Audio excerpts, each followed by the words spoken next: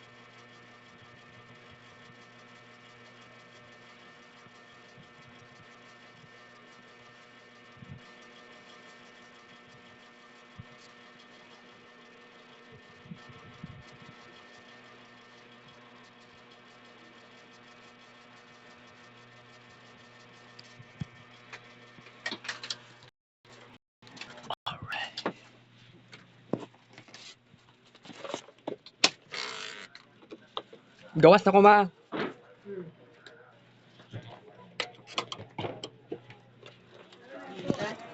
Oh, na dire. Oh. Sige, sudahan mo ng muna, sudahan ng sultihan. Sudan na lang nako na siya. Giting mo sa may tayo mo na. Hindi ka na din. Naaman, 4 hours naman ang praktikum. Ano, patusok na gulod. Pende pa sa maestra, wala pa nag-iingan.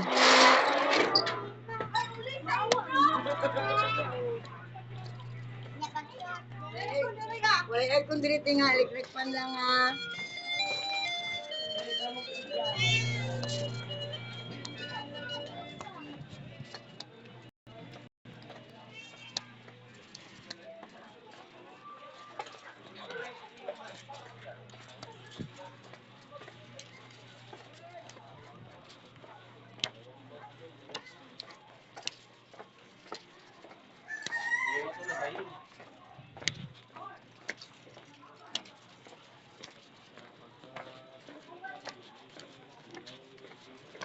Wala ko ni adto gani sa eskwelahan kay nakamata ko 7:30 na. Tulog og balik alas 5, hapit na alas 5. Akong tulog guys, biphasic, dili siya monophasic.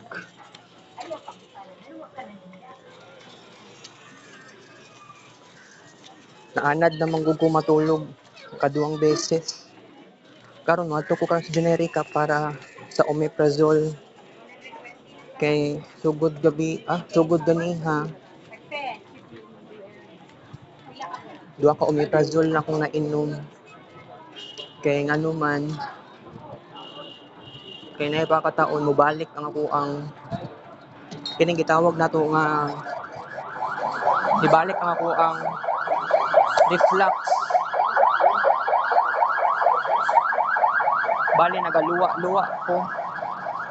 Abi na ko plema to siya, dili siya plema, silent reflux. Mo nagingon sa doktor sa ENT. Tingala po ko abi na ko sleep apnea. Matuwa karon sa generika guys.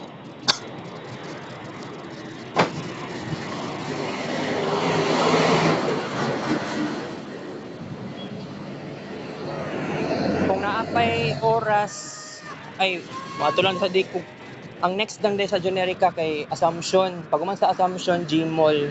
Pag man sa Gmall, muli kog balay. Kay dili na ko unahon ang Gmall, then Assumption kay ang up to 12 na lang baya ang kuan, up to 12 noon ang cashier. Pwede ba?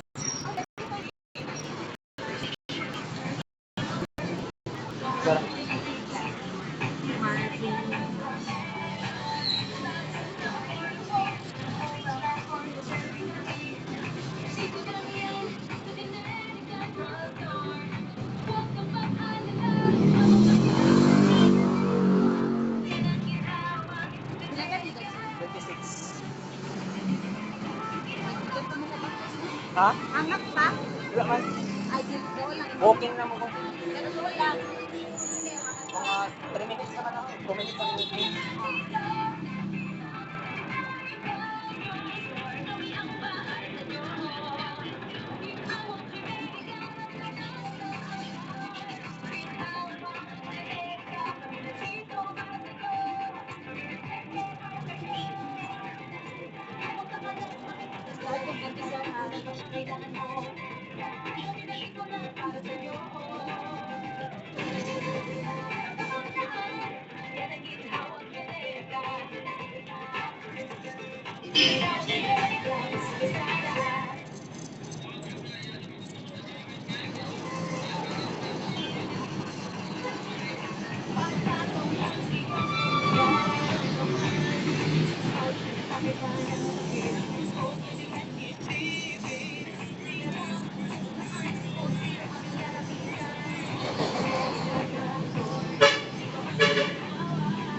Grade 5 over 73.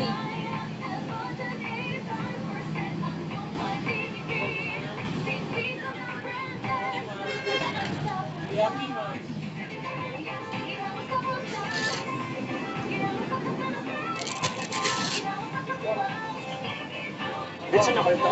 Oh, pwede na. Sulod na lang ka. Thank you. Salamat!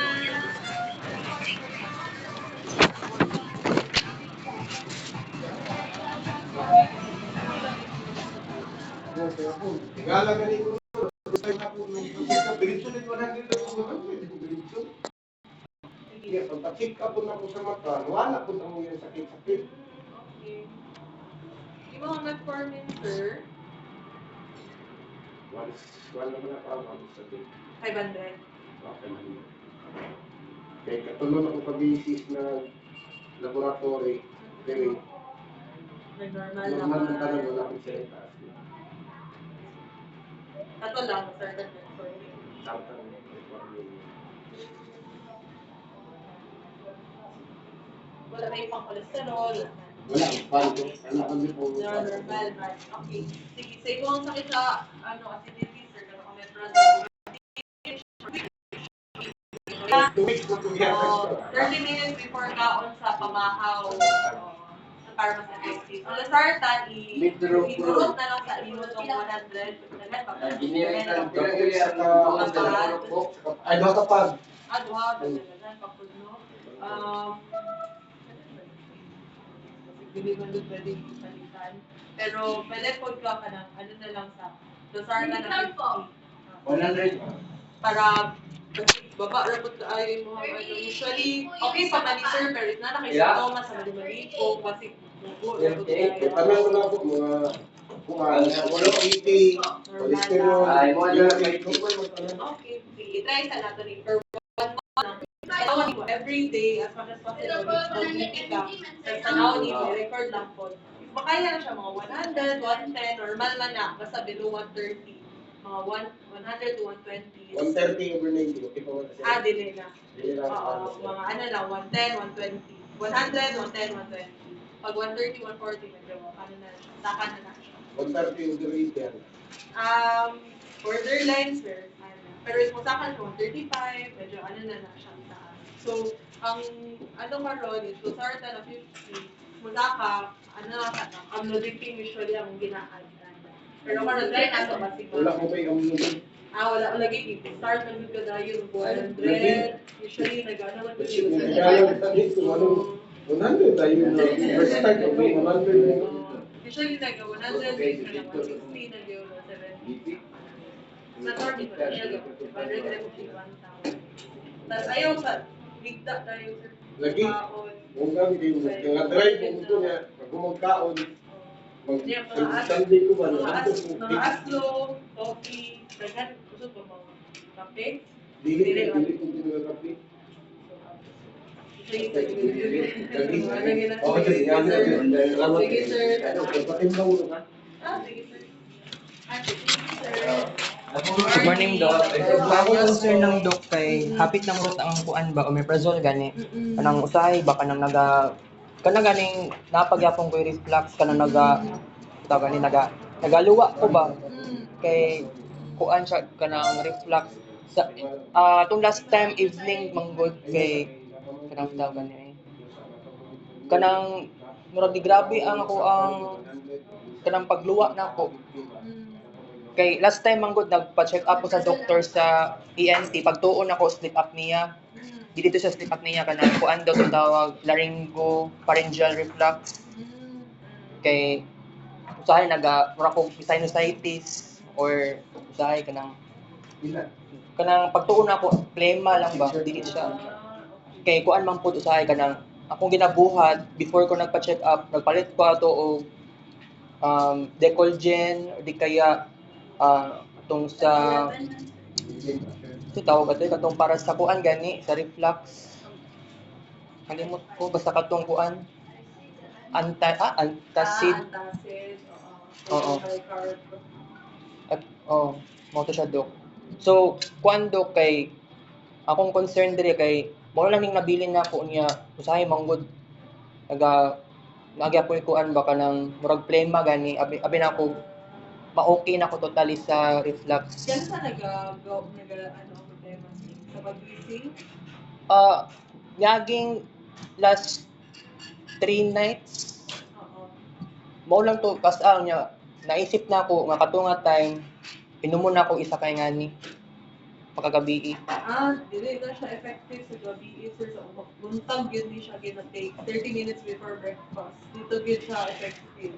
Kahit nakakaon na ka, dili siya mag-work ang tambal. Kay ano man gini siya, proton pump inhibitor. So, kanang before ka mukaon, if mukaon na ka, naanay acid sa imong tiyan.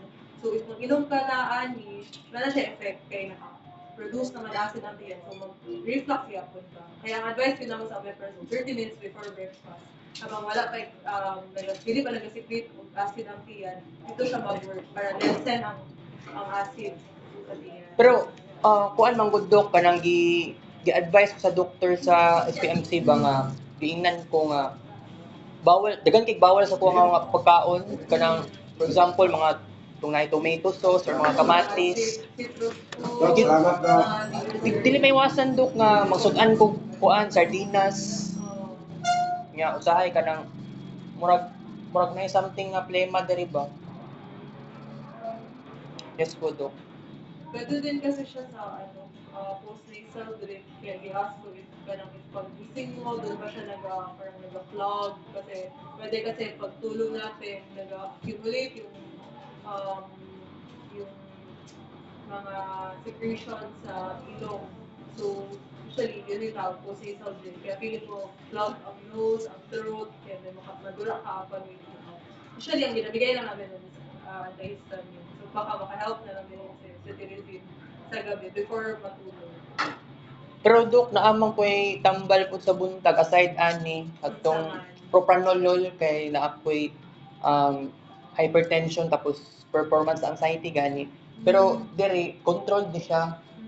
Kaya usually katong last time ako ang sa tagal ni kanang sa BP test between 120 and 135. Ilang man yun, ano pa lang siya, nasa borderline borderline high. Ang high blood, maintenance yun 140 pataas. Duha ka doctors na visit na 140 pataas.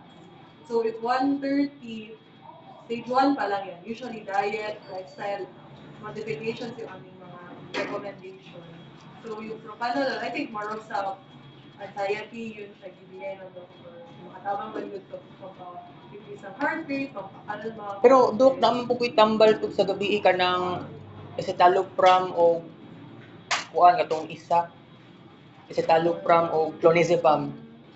Kaniadto ko SPMC IPBM nagpa psychiatrist. Gano'n nakatagal yung escitalopram mo, sir? Since August.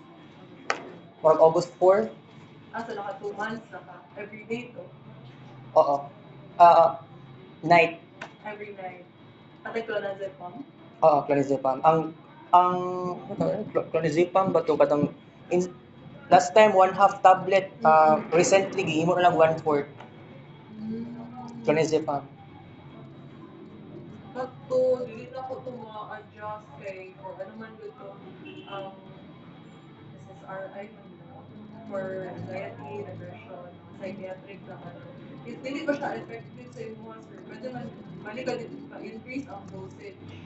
Ato usually ang pero wala man dito kabal sa history ko nito. Dito na lang pagkaluwa. Tapos sa clonazepam, ano na siya? Pampakalma, pampatulog sa gabi. Oo. So, dili na siya maka-help if ka na. Pero pwede kasi if anxious ta, natay psychosomatic na mga symptoms. So, magawas siya. Kato, pwede katong murag hyperactivity, pwede din sa anxiety, magka-hyperactivity ta, nagka-palpitate tayo, tapos hindi mo kasukaon. So, pwede siya factor din na merong other na stressor sa atin. So, ang magawa lang yung like sa ENT, pwede na physiologic yun ang cause. So, pwede GERD, pwede katong laryngeal, katong reflux na from the larynx. Tapos, ang tanaw kung hikot na ako is pwede ko siya ka ng post-nasal din. Matulog ka, and accumulate. I-try lang ko lang si cetirizine sa gabi. Ang omeprazole, best yun na siya sa morning, 30 minutes before breakfast. Pero inang kuan man gud dok kanang digid may iwasan no. Sometimes kusud-an ko scrambled eggs na siya kamatis. Pero naunaan ako usahay ba what if inumo na lang nako ni duha ka kuan okay lang siya duha ka capsules. Ano lang yun na siya, ang recommended yun is isa ka tablet before, once a day lang yun na siya. Pero nga no, dili siya duha. Kaya ma-overstimulate, na po siya yung side effect na dili po ang if ma-overproduce ko. So, kasi dili na ka maka-digest ng mga pagkaon kay proton pump inhibitor man siya. So, kanang ang acid sa tiyan, malesen niya. So, if ma-overdose ka na, kasi dili na po ka digest sa mga kinaon. Ipatapod ang other side effects. Ang usual dosage yun siya is 1 tablet once a day before breakfast. Pero Gusto niyo eat twice, sa specialist na lang yun ka sa GI, ka ng gastroenterologist. Kaya sila ang mas naan sila ka ng experience sa mga anak. Kanang medyo severe naman yun na kay usually kusog na yun yung omeprazole na 4. Kaya usually nag-antacid ni, tapos dili gawin madala sa antacid omeprazole. Kaya medyo kusog na. So, dili ko ma-advise na duha imong i-take. Kaya dili siya sa guidelines. Hindi siya recommended sa guidelines. Pero katong dati, katong antacid, katong Kremel S gani. Pwede man to isabay, anak. Ay, pwede siya isabay kini ang Kremel Pwede S. siya isabay. Ayaw lang yun yung duha. Ang Kremel S, pwede na siya every 6 hours. Ay, gusto ipasabot kasi every 6 hours parang 3 times a day good siya. 3 to 4 times a day. Antacid lang yun. Sige, Dok. Sige, additional na lang sa gabi, spirit and the histamine lang. If ever, basig ko, so drip lang pwede mo hang ginabati sa gabi. Makatabang na siya pag dry ng mucus. So kung pag-marot di siya, mo kini na ko ang replace. Dili man, pwede na naman i-continue gihapon sa morning. 30 minutes before breakfast. If ever nga mahurot ni siya, If ever mahurot as naagyapon tong follow up na lang, kay basig i-continue gihapon. so kini Isa nag-reset doktor sa family med, PAMED. Okay. Kay last time kuan ENT tapos next kay PAMED. Kaya abi na ako okay. Pwede na continue ko lang for 1 more week. Tapos tanaw na lang din. Pero alalay yun na siya sa nagasigarilyo ba? Wala. Coffee. Gusto mo coffee? Wala akong nag-coffee pero katong pag every evening kay kuan kanang nagainom mi og tawag ni non-fat milk. Pero okay lang siya. Sa 10 days. Continue na lang. I-observe mo if really good completely mawala or makatabang ang person.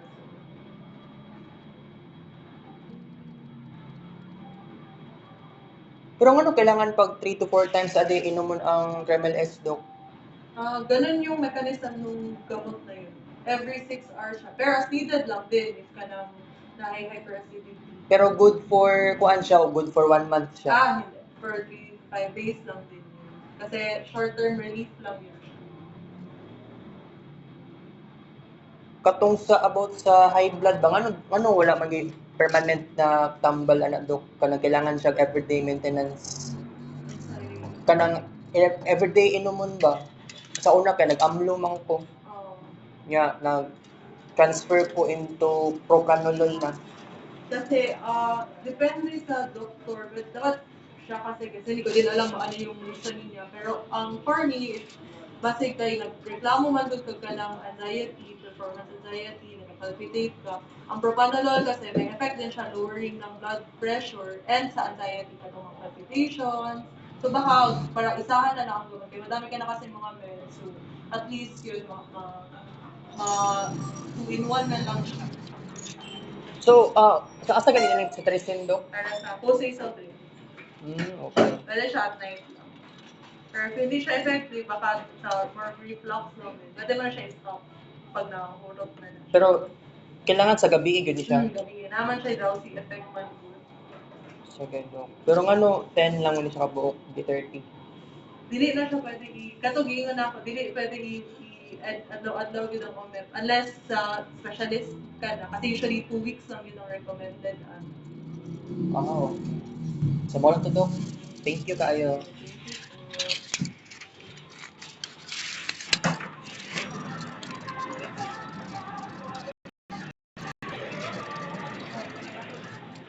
Dili na makuan.